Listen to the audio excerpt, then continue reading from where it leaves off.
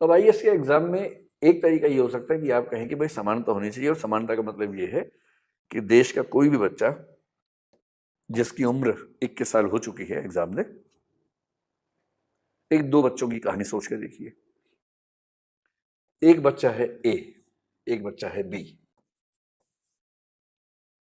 ए ऐसा है कि इसके पेरेंट्स जो हैं वो भी आईएएस हैं, फादर या मदर या दोनों। फिर ये हमेशा मेट्रो सिटीज में रहा है या रही है, दिल्ली में, जयपुर में, मुंबई में, और जो बड़े बड़े शहर हैं, इंदौर में, कभी कभी अहमदाबाद में, गांधीनगर में, ऐसे कुछ बड़े शहरों में, लखनऊ में, इन सब शहरों में ये बच्चा रहा है।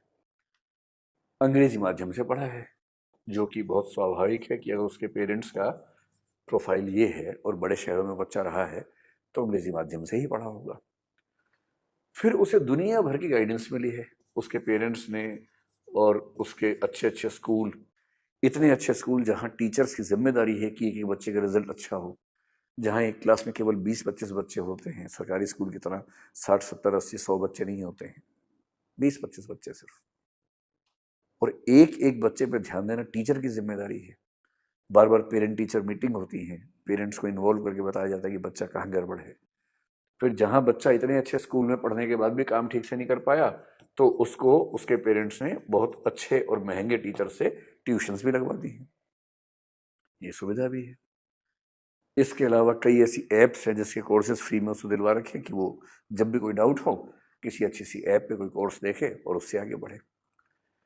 फिर जब 12वीं क्लास में था तो इसको हुआ कि इंजीनियर बनना है, तो इंजीनियरिंग करने के लिए एक बहुत अच्छे कोचिंग इंस्टीट्यूट से सुविधा मिली पढ़ने की, वहाँ ये पढ़ा भी। और करते करते इस बच्चे ने लगभग 20 की उम्र होते होते ये ग्रेजुएट हो गया है, और ग्रेजुएशन के फर्स्ट ईयर से ही इसने आईएएस की तैयारी साथ में शुरू कर दी थी, और 21 साल का होते ही ये आईएएस का एग्जाम देने वाला है, क्योंकि इसको ये भी पता है कि आईएएस बनने का असली मजा कम उम्र में है, ताकि प्रमोशन का स्कोप बहुत अच्छा रहे और ये सेक्रेटरी और कैबिनेट सेक्रेटरी के रैंक तक जा सके, ये इसका मन करता है। खूब इसके पास अच्छी गाइडेंस रही है। एक ये बच्चा है। अब इसके सामने दूसरे बच्चे का प्रोफाइल देख लीजिए। बी बच्चा है, एक छोटे से गांव में इसका जन्म हुआ है। इसके जो दोनों पेरेंट्स हैं वो इलिटरेट हैं, अनपढ़ हैं। उनको बेचारों को सामान्य समझदारी है जीवन के बारे में, लेकिन कालाक्षर भैंस बराबर है, पढ़ाई का महत्व भी नहीं पता। जब ये बच्चा 7-8 साल का हो गया तो सरकारी स्कूल में चला गया, क्योंकि गांव में आमतौर पर बच्चे थोड़ा लेट एज में पढ़ाई शुरू कर पाते हैं, कोई सपोर्ट सिस्टम था नहीं। यहाँ से जो रीजनल लैंग्वेज होगी, जैसे मैं कल्पना करूँ कि हिंदी बेल्ट का है तो इसकी क्लासेस हिंदी मीडियम में होती थी, क्योंकि टीचर्स को भी हिंदी ही आती है, अंग्रेजी नहीं आती है। और अंग्रेजी आएगी तो भी ऐसा माहौल तो नहीं है कि सारे बच्चे अंग्रेजी बोल रहे हैं, तो ये बच्चा भी सीख ही लेगा। टीचर बहुत पीटते भी हैं, पढ़ाने में बहुत रुचि नहीं है, सरकारी स्कूल में है तो कुछ कुछ छोड़ दें, आमतौर पर रुचि नहीं है। बच्चा स्कूल में कुछ ना समझ पाए तो उसके पास कोई अलग से गाइडेंस नहीं है। वो चाहे कि मैं ट्यूशन पढ़ लूँ तो उसके पेरेंट्स के पास इतने पैसे भी नहीं, और वहाँ पर कोई ऐसा अच्छा टीचर भी नहीं है कि उससे ट्यूशन पढ़ने को उसको बहुत फायदा हो। कोई ट्यूशन नहीं, कुछ नहीं। एक साल बच्चा फेल हो गया। फिर बच्चा जिस कॉलेज में गया उस राज्य में, वहाँ यूनिवर्सिटी का सिस्टम बहुत लेट चलता था, और करते करते ये बच्चा करीब 24-25 की उम्र में जाके अगर हो पाया तो ग्रेजुएट हुआ।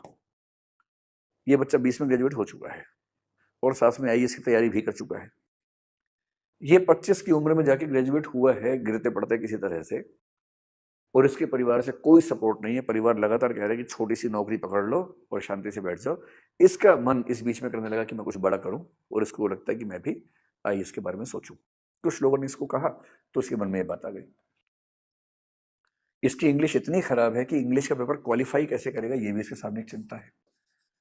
भाई इंग्लिश तो भारत में जो ग्रामीण क्षेत्र के बच्चे हैं, रूरल बैकग्राउंड के बच्चे हैं, उनके लिए तो आमतौर पर एक संकट ही है अंग्रेजी। उनको ठीक से नहीं आती, माहौल ऐसा नहीं मिला होता, और इंग्लिश क्वालिफाई की बिना आईएएस बन नहीं पाएंगे। तो इसको तो ये भी चिंता है। अब इन दो बच्चों के बीच में आपको तुलना करनी है, और ये तो गांव का लड़का, अभी तक हम मान के चल रहे हैं गांव की लड़की हो मान लीजिए, तो इसके पढ़ने की संभावना और कम हो जाएगी, क्योंकि 5वीं क्लास के बाद लड़की स्कूल में पढ़े यही कई पेरेंट्स को गवारा नहीं होता है। फिर अगर स्कूल, हाई स्कूल या कॉलेज गांव से दूर है तो वहां तक उसको भेजना, वो रहेगी कहाँ? लड़की हॉस्टल में रहे ये तो और असंभव बात है। इसके लिए उसको अपने घर में क्रांति करनी पड़ेगी पहले, तब जाके बाहर जा पाएगी। और ऊपर से मान लीजिए कि वो बच्ची एक ऐसे समाज से है जो समाज ट्राइबल या एससी कैटेगरी का समाज है, जहां अवेयरनेस का लेवल आमतौर पर और भी कम है। अगर ऐसा हुआ तो मान के चलिए ग्रेजुएट होने की उम्र 25 से शायद और बढ़ जाएगी। अब आपको ये बताना है कि इन दोनों बच्चों को आपने आईएएस के एग्जाम में एक साथ बिठा दिया और आपने कहा कि देखो भाई, समानता है, हमारे संविधान में लिखा हुआ है, आर्टिकल 14 में लिखा हुआ है, तो आप दोनों आईएएस का एग्जाम दो, एक ही पेपर आएगा, इक्वल कंपटीशन है, पूरी बराबरी है, भेदभाव तो हमारा संविधान करता ही नहीं है। और 21 साल से लेकर 30 साल के बीच में आप एग्जाम दे सकते हो 6 बार। बीच में तो चल रहा था 21 से 26, अगर 21 से 26 करते ये बच्चे तो बाहर ही हो जाते सारे के सारे। तो गनीमत है कि अभी 21 से 32 से 30 था, 30 भी ठीक था वैसे तो 21 से 30 साल तक का समय है और आपके पास 6 प्रयास हैं, 5 प्रयास हैं, आप इक्वल हैं, फाइट कीजिए। अब आप ये बताएं कि क्या ये दोनों बच्चे सच में इक्वल हैं? और अगर मैं ये कहूं कि ये दोनों एक रेस में शामिल हैं और मान लीजिए कि ये रेस का ट्रैक है, यहां जाके रेस खत्म होनी है, तो क्या आप ये मानेंगे कि दोनों बच्चे एक ही पॉइंट से शुरू कर रहे हैं? या मैं ये कह सकता हूं कि इनमें से ये गांव वाला बच्चा यहां से शुरू कर रहा है और शहर वाला बच्चा यहां से शुरू कर रहा है? इसके लिए रेस को पूरा करने का मतलब इतना ही है, जबकि इसके लिए रेस को पूरा करने का मतलब इतना है क्योंकि इसको तो कुछ भी ऐसी सुविधा नहीं मिली जिस सुविधा की वजह से ये अच्छी स्थिति महसूस कर सके। अब आप ये बताइए कि समानता का सही मतलब क्या होता है और समानता के, इक्वालिटी के सही मतलब पे ही पूरी डिबेट चलती है। और एक कंसेप्ट विकसित हुआ जिसको हम बोलते हैं पॉजिटिव इक्वालिटी, यानी कि समानता का सकारात्मक अर्थ। सकारात्मक अर्थ ये कहता है कि समानता का मतलब केवल रूल्स बराबर होना नहीं है, बल्कि जो वंचित वर्ग के लोग हैं, जो पिछड़े हुए लोग हैं, उनकी और मंजिल की, अवसर की दूरी उतनी ही रह जाए जितनी दूरी एक सामान्य वर्ग के व्यक्ति की है। ये भी समानता है। और समानता का मतलब ये हुआ कि जो वंचित वर्ग हैं, डिप्राइव्ड क्लासेस हैं, उन क्लासेस के पक्ष में थोड़ा सा कुछ कदम उठाना, थोड़ा सा फ्लेक्सिबल होना, थोड़ा सा रूल्स को चेंज करना, उनको बचाने का प्रयास करना। जैसे अगर एक बच्चा कमजोर है तो उस बच्चे को कुछ समय तक दूसरे बच्चे की तुलना में ज्यादा दूध देना ताकि उसको सही पोषण मिल सके। यदि एक व्यक्ति की हाइट बहुत कम है, दूसरे व्यक्ति की हाइट बहुत ज्यादा है, तो उनमें बराबरी लाने के लिए खेल के नियम में थोड़ा सा चेंज कर देना। जैसे तुम्हारी हाइट और बास्केट की हाइट में जितना अंतर है उतना ही अंतर इस बच्चे की हाइट और इसकी बास्केट की हाइट में होना चाहिए। जैसे हम घर में करते हैं क्रिकेट खेलते हुए कि अगर छोटा बच्चा खेल रहा है हमारे साथ और साथ में बड़े लोग खेल रहे हैं, तो हम छोटे बच्चों को क्या बोलते हैं कि तुम्हारी 2 बारियां हैं, हमारी एक बारी है। क्यों करते हैं? हम जानते हैं कि उस कंपटीशन में वो टिक नहीं पाएगा, वो जल्दी आउट हो जाएगा, हम लोग जल्दी आउट नहीं होंगे। तो अगर वो जल्दी आउट हो गया तो उसका उत्साह खत्म हो जाएगा, उसका मोटिवेशन खत्म हो जाएगा, उसका खेलने का मन नहीं करेगा। उसके बाद उसका उत्साह बढ़ाने के लिए हम क्या बोलते हैं, तुम्हारी 2 बारियां हैं। फिर हम ये भी कहते हैं कि हमारे लिए बाउंड्री लाइन वो है, उसके पार छक्का होगा, लेकिन तुम्हारे लिए बाउंड्री लाइन ये है, तुमने इसको पार कर दिया तो छक्का मार लेंगे। जब घर की दुनिया में छोटे छोटे लेवल पर हम ऐसे रूल्स फ्लेक्सिबल बनाते हैं, तो बड़े स्तर पे क्यों नहीं? क्योंकि परिवार के स्तर पर हम उन सब बातों को समझते हैं जो समाज का स्तर आते ही भूल जाते हैं। और हेगल ने यही कहा था कि जो फीलिंग परिवार को लेके आती है, अगर वो समाज को लेके आने लग जाए तो समस्या खत्म हो जाए।